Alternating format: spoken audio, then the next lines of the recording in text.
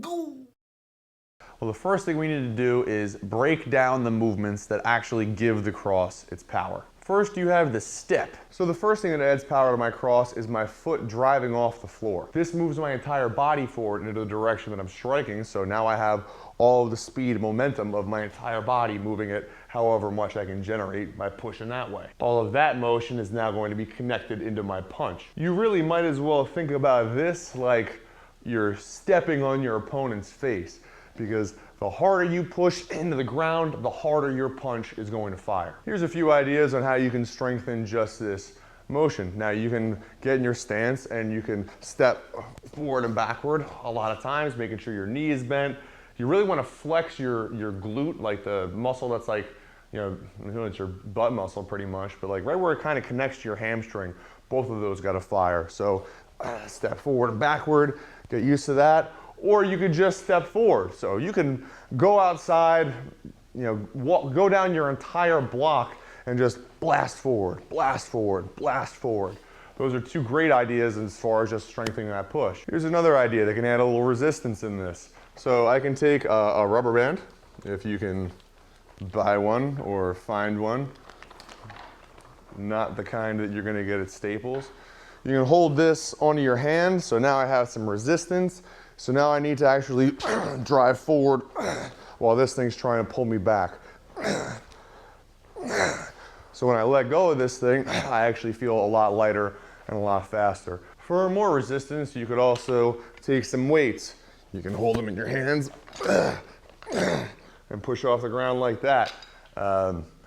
That's tough, man. It gets you used to holding your hands up. Now you obviously weigh more, so it's harder to push off the ground. Again, when you put the weights down, you have the effect of feeling much lighter.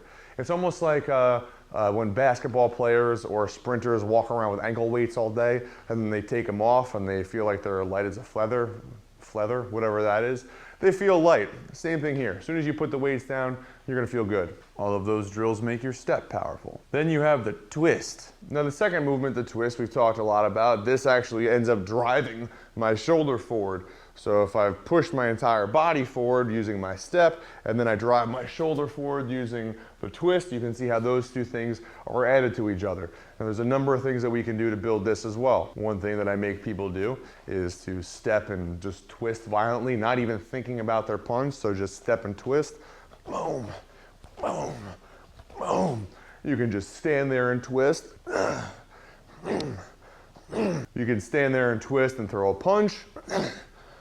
Just like you did with your step, you can also grab the infamous rubber band and get in your stance and then just twist with the rubber band. And you can step and twist. Ooh, that's a tough one. Sometimes I make my trainees stand to the right of the heavy bag. So imagine the heavy bag is right here next to me, and I twist and I literally punch sideways, boom. So you can do that explosively.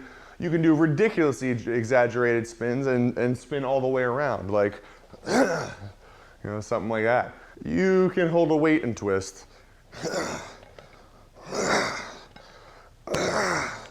That one's tougher than the rubber band because not only do you have to actually use more force to generate the twist, you have to stop all of this momentum and bring it back.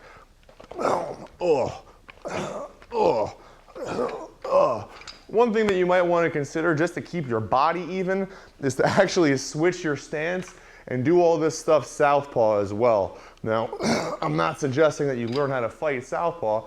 I'm just saying that if you want to build muscles evenly in your body so you don't end up with one side of your body sore, which could make your back tighten up or whatever, you might want to do this on both sides. That's just something to consider from a physiological standpoint. Yeah, yay science. Those make your twist powerful. Finally, you have the arm portion of the cross. So your tricep, this guy right here, snaps, boom, and your hand turns over. So you can actually split that into two movements. You have your tricep extending, so this portion, and then the twist portion is almost like its own movement. Be careful doing any of these exercises because there's a lot of torquing force, especially when you're using dumbbells.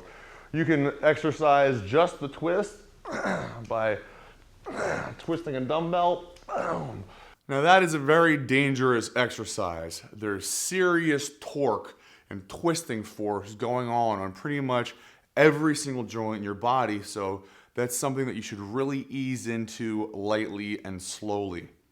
In fact, I probably shouldn't have told you to do that at all. There's got to be a disclaimer on this website somewhere.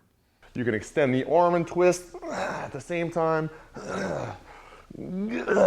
Here's a cool one that I like. You can grab a rubber band with your palm up so that it's actually going to tighten as you twist, and then try to violently twist that.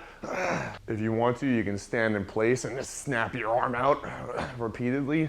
If you do this for, don't even think about the number of reps. Think about this as like duration, like set a round timer for 3 minutes where you're just snapping your arm out. Believe me, that'll cause a pretty nasty burn. I really like the rubber band for trying to extend your arm, like the tricep, punching from the face. The cool thing about that is the rubber band actually kind of like pulls your arm back to your face, and instinctively, if you have it set to that height. Actually, this is probably set a little bit low, but well, not if I get in my stance. So if you throw this out there, boom, the rubber band almost makes you think, bam, like pull the hand back. That's really important as well. It's not power, but it's safety. Those make your arm extension powerful.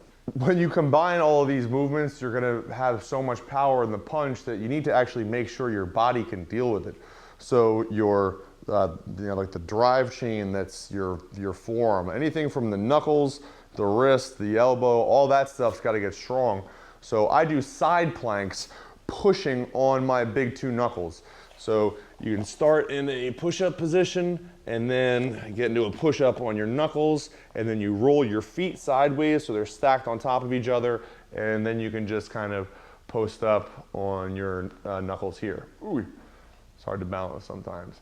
Now, if you want to throw in like some more ab exercise into this, you can just like float your top leg or raise your top leg or reach up with the arm or any of that stuff. But for right now, let's focus on punching and just make sure that you get used to pushing these big two knuckles forward and that your wrist can actually deal with the impact that you're going to be able to generate. Yeah.